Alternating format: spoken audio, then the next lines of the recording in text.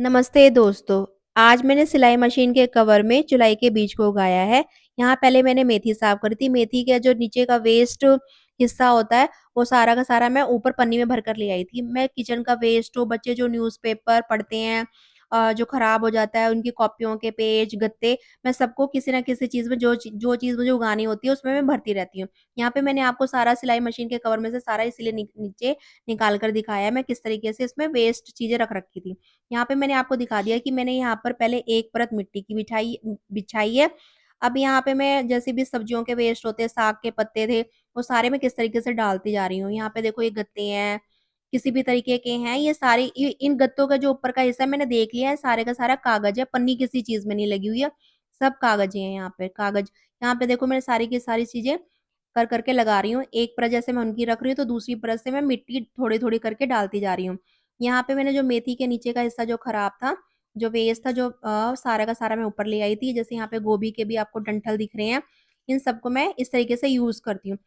हमें जैसे हम चाय पत्ती यूज़ करते हैं, जो चाय बनने के बाद उसको भी फेंकना नहीं चाहिए, उसको भी हम खाद में यूज़ कर सकते हैं। कुछ समय बाद वो 5-6 महीने बाद अपने आप भी खाद बन जाती है। अब यहाँ पे मेरा जो ये कंटेनर है, अब धीरे-धीरे मिट्टी से भरता जा रहा है और वेस्ट चीज़ों से भी पूरा भर चुका है। यहाँ पे अब मैं देखो किस तरीके से यहाँ पे मिट्टी लगा रही हूँ, मिट्टी डालती जा रही हूँ, क्योंकि जो चिलाई के बीज हैं, ये इस तरीके की चीज़ों को गहराई में ही हमें उगाना चाहिए और ये अच्छी उगती हैं। यहाँ पे मैंने मिट्टी इसमें डालती जा रही हूँ। अब ये कंटेनर मेरा भर गया है यहाँ पर। अच्छी तरीके से इस मिट्टी के अंदर जो भी मेरे को कंकड़ पत्थर, ईंट वगैरह कुछ भी दिखाई दे रही है, मैं सबको निकालती जा रही हूँ और पूरे समान समान तरीके से चारों तरफ से इसको फैलाती जा रही हूँ। अब यहाँ पे मेरा एक कंटेनर को मैंने एक साइड पे कर दिया है क्योंकि ये हिल रहा था। अब मैंने उसको पूरा सपोर्ट दे दिया है। अब क्योंकि मेरे को बार-बार कोई भी चीज़ लगाने के बाद इसे हिलाना नहीं है। यहाँ पे अब मैंने अपने हाथों में चुराई के बीज ले लिए हैं। अब मैं इन चुराई के बीजों को चारों तरफ से भर रही हूँ। अब मैंने चारों कोनों में और सारी जगह इस चुराई के बीजों को अच्छी तरीके से फैला दिया है। जुलाई के बीजों को हमें उँगल करके जैसे हम वैसा गड्ढा करके तो ज़रूरत नहीं है, क्योंकि ये जब फैलेंगे तो अपने आप ही ये हो जाएँगे। अगर इस तरीके से करेंगे तो बिल्कुल उगेंगे नहीं।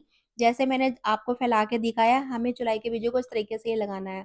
यहाँ पे मैंने इस वाले कंटेनर में कोई होल नहीं किया था। काफ़ी सारी चीज़ें मैंने बिना होल के भी बड़े-बड़े चीज़ों में उगा रखी हैं।